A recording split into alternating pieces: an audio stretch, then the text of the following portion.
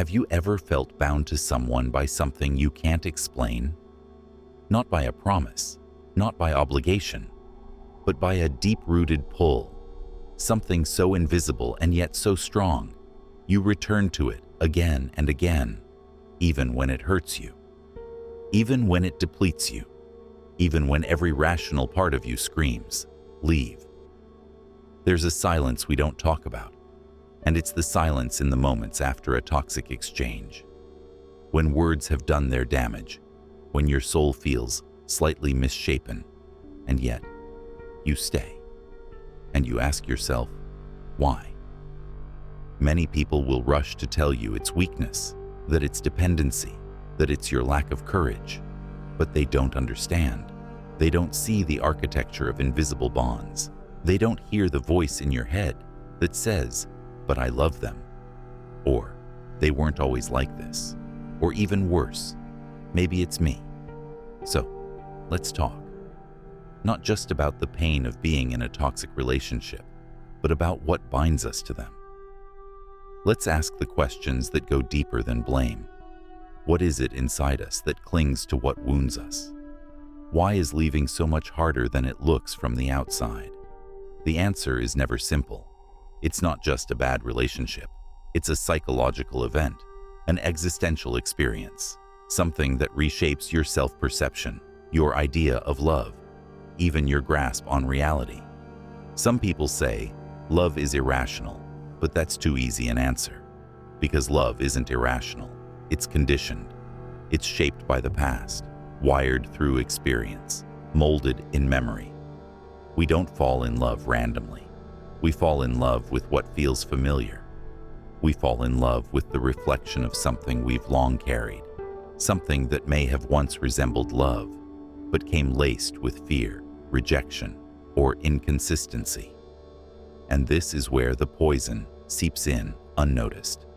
If, as children, we learned that love came with conditions, that affection was a reward for good behavior, that we had to earn kindness, that emotional closeness came and went without warning, then we internalize a very dangerous equation. Love equals unpredictability.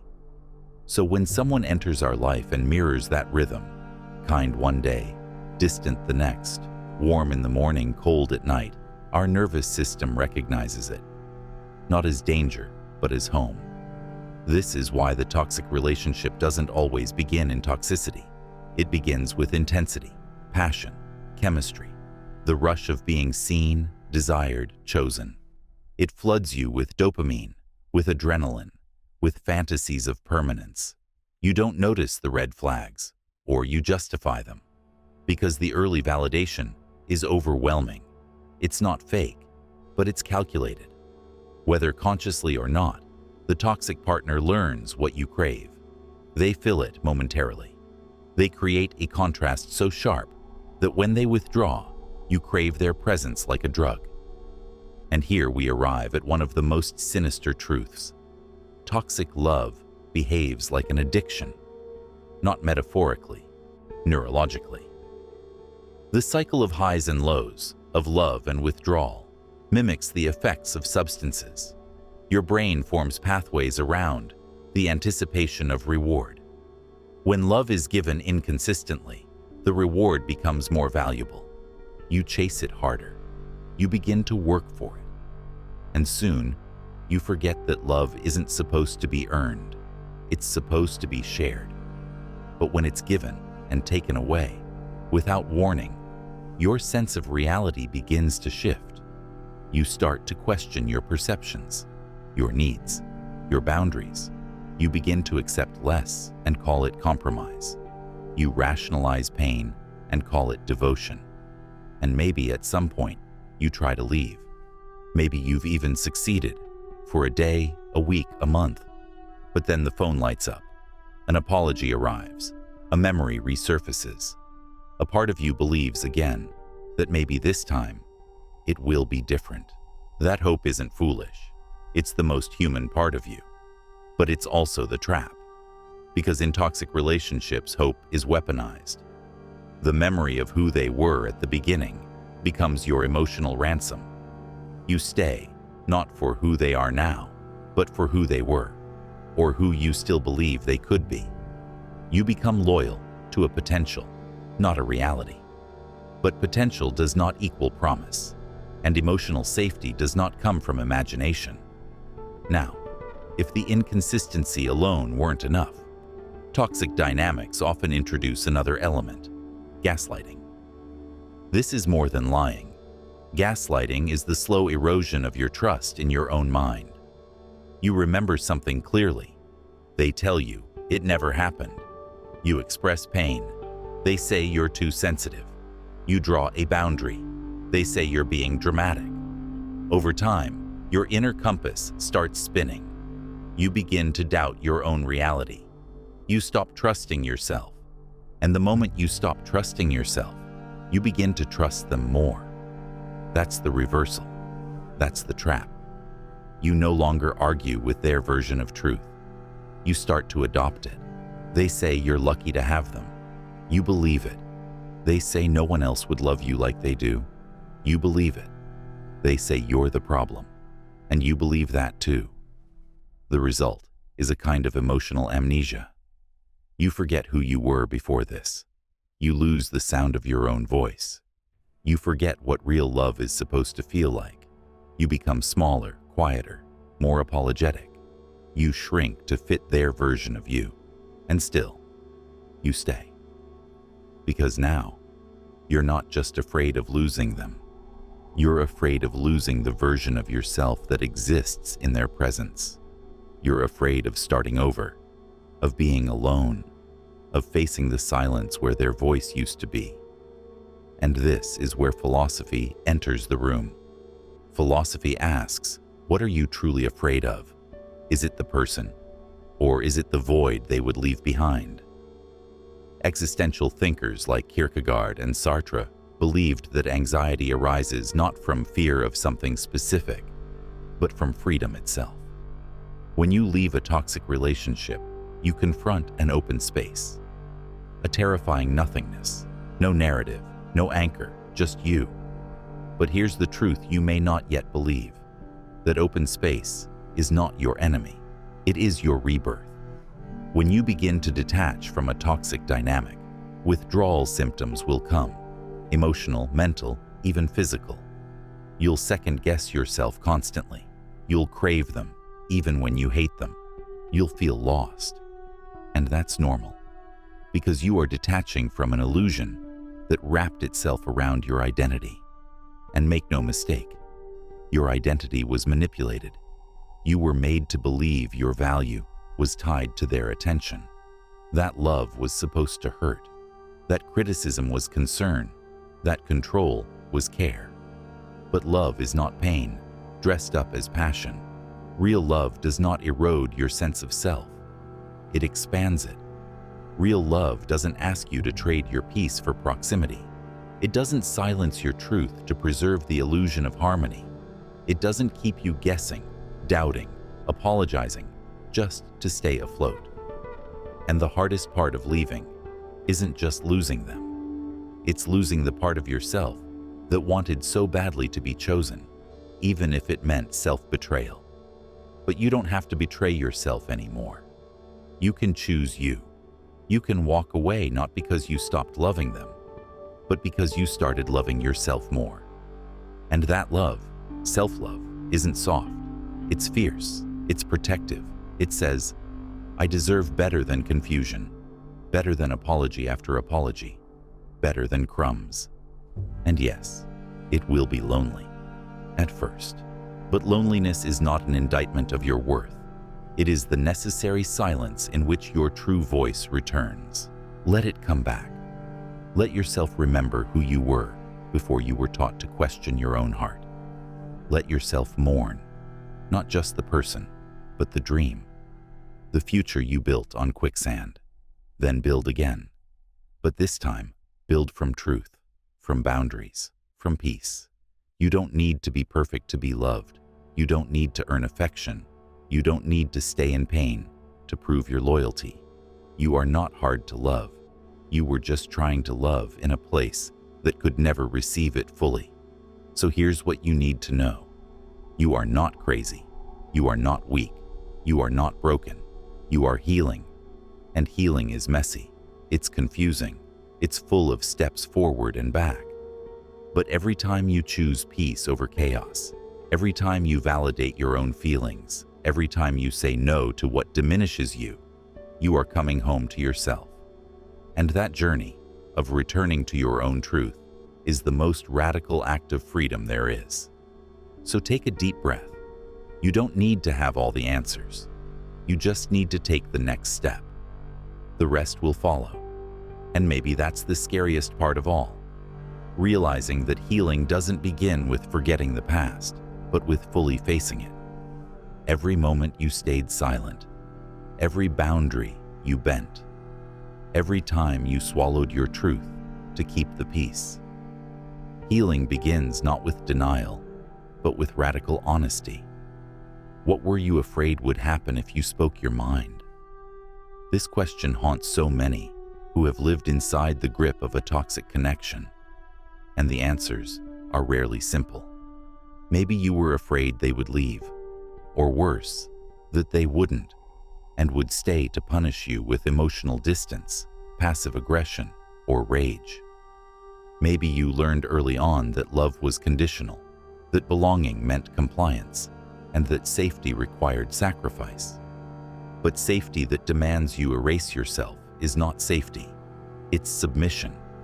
And love that demands you be smaller is not love, it's power, masquerading as intimacy.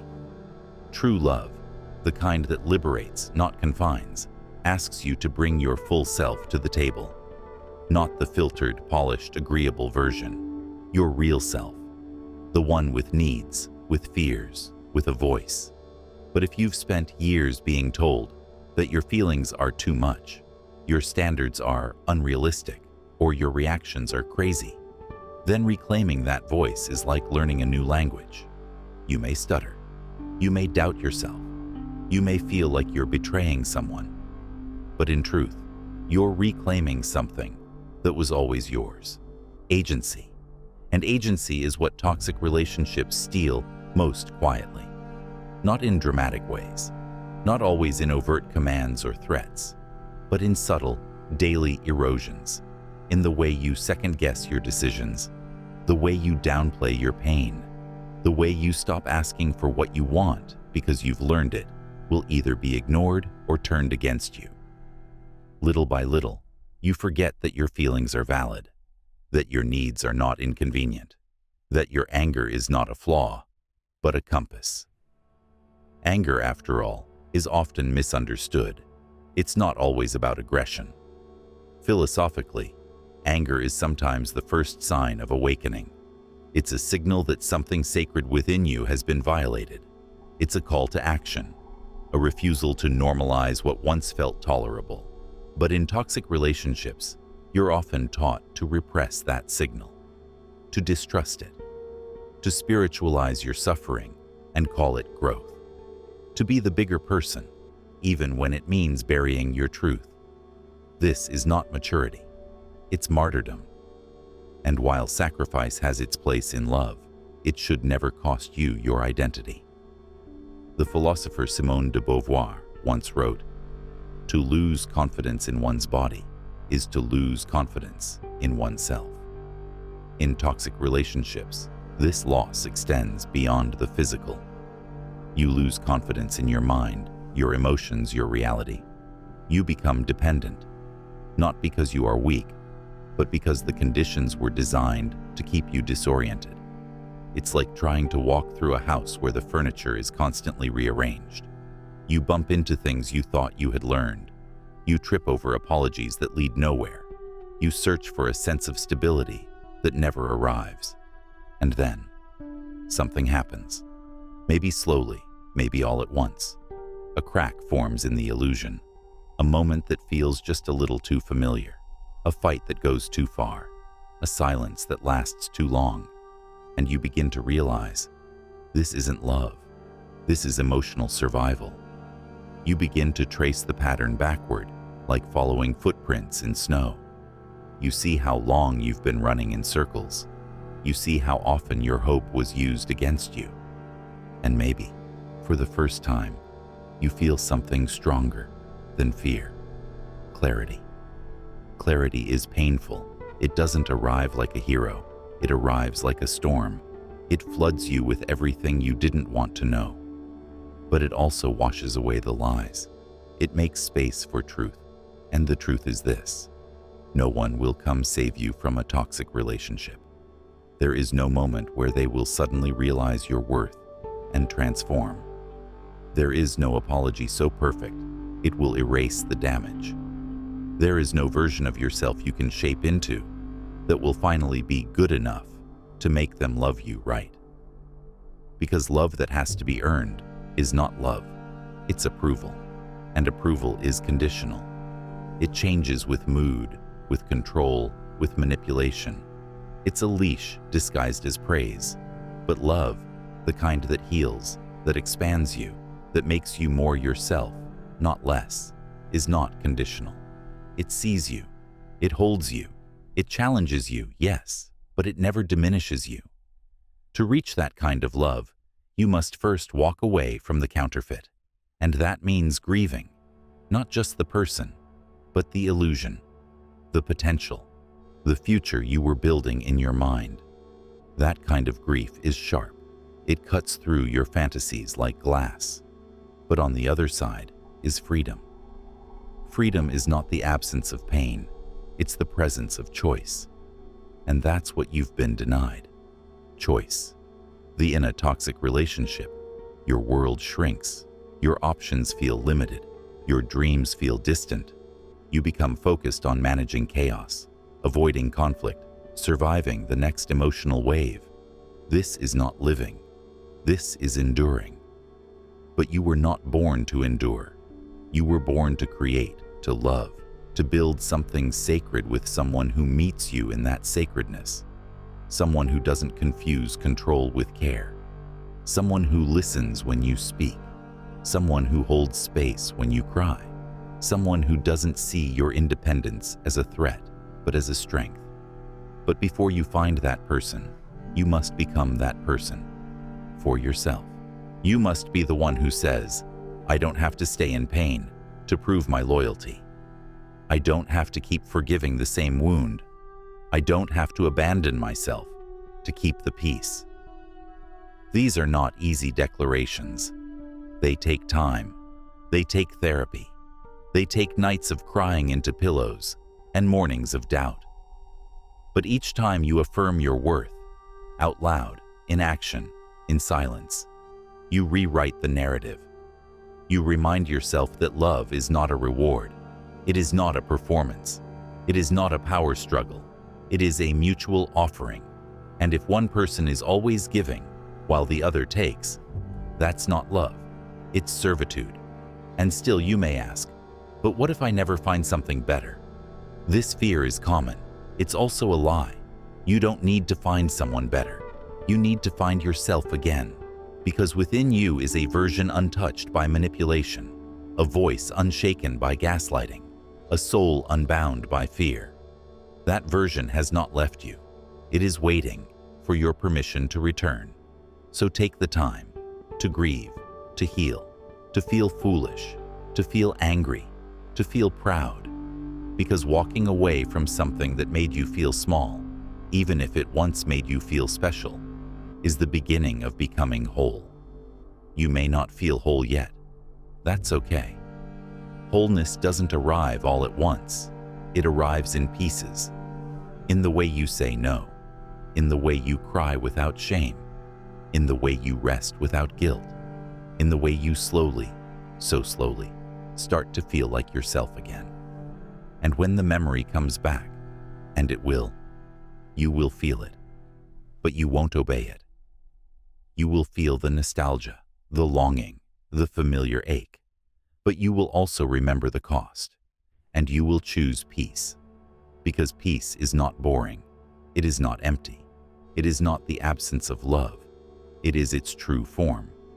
In peace, love breathes. In peace, your nervous system relaxes. In peace, you grow, not to earn someone's affection, but because you are free to become who you were always meant to be. That is your birthright, and no relationship, no matter how intoxicating, is worth losing that. But even once you've left, the journey doesn't end. Many believe that the hardest part is walking away, but in truth, it's what comes after that requires the deepest courage. It's the quiet, the absence, the hollow feeling when you no longer have someone else to revolve around. It's in this space, where noise once lived, that you finally face yourself. And that's terrifying, because sometimes the toxic relationship was a distraction from something deeper, from wounds that were never named, from fears you couldn't articulate, from the aching truth that maybe, just maybe, you didn't know how to love yourself before they came along, that you didn't know how to feel whole without someone else reflecting your value back to you. This is not a condemnation. This is a revelation. We all want to be mirrored. We all want to be known, to be touched emotionally, to be seen in our entirety. But when our self-perception is fragile, we outsource that job to others. And when the mirror reflects distortion, we begin to embody it. You think, maybe I am too needy. Maybe I do ask for too much. Maybe I am the reason they changed. But no one becomes manipulative because you needed love. No one becomes cruel because you expressed pain. Their choices are theirs, and their inability to love you well does not reflect your unworthiness. It reflects their limitations. The challenge, then, is to stop internalizing someone else's dysfunction as your identity, to stop using their mistreatment as a mirror, to rebuild from a place where your reflection is not dependent on anyone else's gaze. This process is not glamorous. It is, at times, excruciating. You may grieve the fantasy harder than the person. You may find yourself missing them, not for who they were, but for who you believed they could become. And yet that grief is sacred. It is the final act of love, not for them, but for yourself. It's the moment you stop watering dead soil, the moment you stop begging the past to become something it never was, the moment you finally say, enough. And when you say that, not from rage, not from revenge, but from clarity, something shifts inside you. It's subtle. The first breath you take without checking your phone, the first meal you eat without guilt, the first night you sleep without replaying the same argument. These are victories, quiet, steady, vital. Over time, your mind becomes your own again. Your body becomes your home again. Your future becomes yours to shape. You might even find moments of joy, not in dramatic new love, but in simple things. Sunlight through a window, laughter with a friend, a journal entry that finally makes sense. And you'll realize that healing is not about returning to who you were before the pain. It's about becoming someone new, someone wiser, stronger, more rooted in truth. This transformation is the true reward, not the revenge body, not proving them wrong, not getting closure, but becoming a version of yourself that no longer tolerates anything less than peace. And peace does not require perfection. You will still have wounds. You will still have triggers, but you will no longer organize your life around someone else's chaos. You will trust yourself again. And in that trust, you will begin to make different choices. You will recognize red flags sooner. You will walk away quicker. You will no longer mistake chemistry for compatibility. Because chemistry without safety is just trauma trying to recreate itself. That realization alone can change everything. And still, you will have days when doubt returns. That's part of healing too. Healing is not linear. It's cyclical. You revisit old lessons in new contexts. You meet parts of yourself you didn't know were still hurting. You may have to grieve not just the relationship, but the version of yourself who stayed, who tolerated, who hoped. Forgive them. That version of you was doing the best they could with the awareness they had. They were trying to survive. And survival deserves compassion, not judgment. Let yourself feel proud, not because you never fell, but because you stood back up. You are not broken. You are breaking through. And what waits for you on the other side is not a perfect life, but an honest one. A life where your inner world matches your outer world. A life where your relationships reflect your self-respect. A life where love doesn't leave you exhausted, but energized. This kind of life doesn't require anyone else to change. It only requires you to choose yourself over and over until it's no longer a choice, but a truth. So if you're listening to this and you're still in it, still trying to decide whether to stay or go, just pause. Not forever. Just long enough to ask yourself, who am I becoming in this relationship? And then ask, is that who I want to be? If the answer is no, then you already know what needs to happen, and you don't have to do it all at once. You don't have to pack your bags tonight. You don't have to shout or prove anything. You just have to start honoring your own knowing. Maybe that means setting one boundary. Maybe it means taking one day off from responding. Maybe it means telling someone you trust what's really been going on. Each of these steps is a declaration, a quiet revolution, a seed planted in the soil of your freedom. And one day, those seeds will grow into roots, and those roots will grow into a life that no longer bends for love, but stands tall within it. You are not here to be anyone's project. You are not here to be fixed, reshaped, silenced, or saved. You are here to be seen, to be loved, to be free. Don't forget that. And if you have forgotten, let this moment be your reminder. You are worthy. You are enough. You are allowed to begin again, right now.